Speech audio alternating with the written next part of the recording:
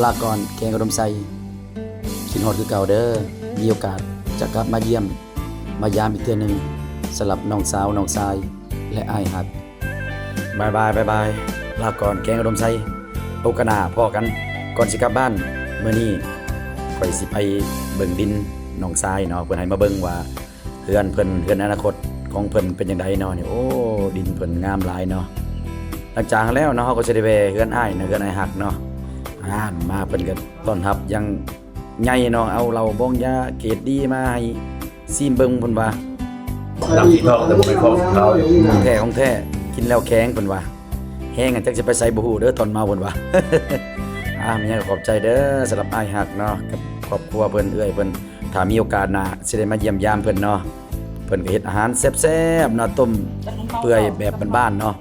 ขอบใจฉะนั้นกินข้าวแล้วพวกเฮาก็เดินทางต่อเนาะเดินทางไปตลาดไปซอกเครื่องที่จะมาเฮ็ดกินเนาะก่อนสิกลับบ้านน้องชายเพิ่นว่าไปเบิ่งไปเลาะตลาดนํกันไปซอกซื้อวัตถุดิบมื้อนี้เฮาสิเฮ็ดหยังแหน่กินเพิ่นสิเลี้ยงส่งอ้ายเด้เนาะมื้อนี้ก็เข้าตลาดแล้วเนาะก็ได้มาเลาะซื้อผักซื้อยาซื้อของอยู่ของกินเนาะโอ้แปลกเนาะก็บ่เห็นอันนึงเนาะนี่แม่นหยังนี่โอ้กระปูคายนี่แม่นเฮ็ดปวกบ้านเพิ่นว่าเนาะแต่บ้านเฮามันมีบ่แบบนี้เนาะข้อยก็บ่เข้าใจบ่เข้าใจเนาะอันนี้เขาฮ้องว่าเฮ็ดปวกบ้านเฮาแต่บ้านเพิ่นฮ้องว่าเฮ็ดขมเนาะตัวนี้เนาะทางนี้ก็งงเลยเอาคือห้องต่างกันเนาะทางภาคเหนือเพิ่นจะฮ้องจังซั่นเนาะฉะนั้นเฮาก็เลาะต่อเนาะหลังจากไปเบิ่งเฮ็ดพวกเฮ็ดหยังเนาะความแตกต่างก็มีหลายอันเนาะที่ห้องซื้อบ่คือกันเนาะกลับจากตลาดแล้วพวกเฮาก็มาเฮ็ดกินต่อเนาะอยู่ที่เฮือนน้องทรายเนาะเฮือนน้องทรายแลเนาะก็เพิ่นก็จัดไปเนาะเอาเฮ็ดก้อยปลากินเพิ่นก็เอาเบียร์มาต้อนรับมารับอ้ายก่อนสิกลับเพิ่นว่ากินจัก2-3ลังจังมื้อมารุมใส่ตรงเมาน้อยน้องสาวเนาะเพิ่นก็มาลินมาส่งอ้ายโอ้ยผู้งามสิได้กลับป่าไปแล้วคิดฮอดไปแล้วเนาะบ๊ายบายเนาะฉะนั้นจะเดินทางไปขี่รถไฟแล้วถ้ามีโอกาสจะกลับมาอีกเทื่อนึงสำหรับแกงอุดมไซคิดฮอดคือเก่าเด้อมีหยังก็อย่าสิกลับมาอีกเทื่อนึงแน่นอนเนาะ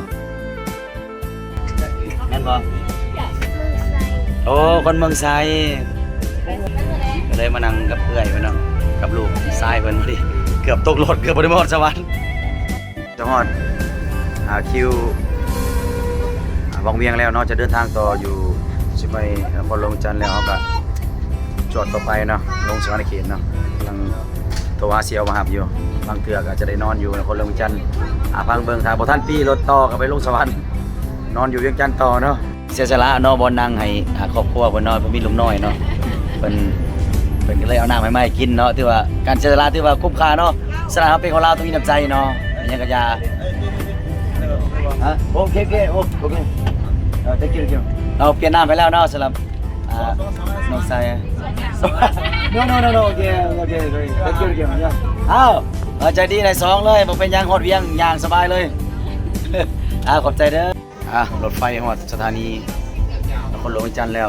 อันนี้ไปคิวรถสายใต้ต่อเลยเนาะเดินทางต่อสวรรณเขตพบกันสวรรณเขตการเดินทางครั้งนี้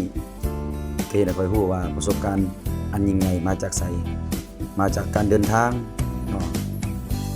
ไปหลายๆบอนเห็นหลายๆบอนประสบการณ์จะแตกต่างกันแต่ว่าสิ่งสำคัญสุดคือเป็นสิ่งที่ค่อยภาคภูมิใจสุดคือการเสียสละเนาะให้คู่หักคู่นึงเนาะมีลูกน้อยเพิ่นบ่มีบางนั่งเนาะ